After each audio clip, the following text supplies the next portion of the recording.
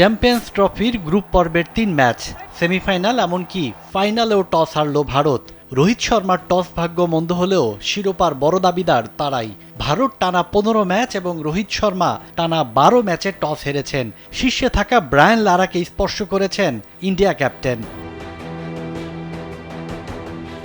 দুবাইয়ের ফাইনালে টসের coin spin করেছিলেন রোহিতই। নিউজিল্যান্ড অধিনায়ক মিচেল স্যান্টনার হেড কল করে সফল হন। টস হারের পরেই হেসে ওঠেন রোহিত। চ্যাম্পিয়ন্স ট্রফিতে পঞ্চমবারের মতো টসে নামার পরও ভাগ্যের শিকে ছিঁড়ল না। চ্যাম্পিয়ন্স ট্রফিতে নিউজিল্যান্ড শিরোপা জিতেছে একবারই। ২০০০ সালে কেনিয়ার নাইরোবিতে ভারতকে হারিয়ে চ্যাম্পিয়ন হয়েছিল স্টেফেন ফ্লেমিংয়ের দল। ২৫ বছর পর আরও একবার শিরোপার হাতছানি কিউয়েদের সামনে। দেশ জুড়ে তোলপাড় ওয়ালটন ফ্রিজ কিনে আপনিও হয়ে যেতে পারেন মিলেনিয়ার।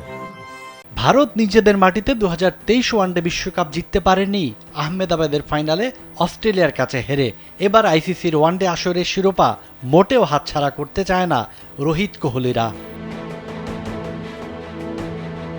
গত বছর টি-২০ বিশ্বকাপ জিতে ২০ ওভারের আন্তর্জাতিক ক্রিকেট থেকে অবসর নিয়েছেন রোহিত।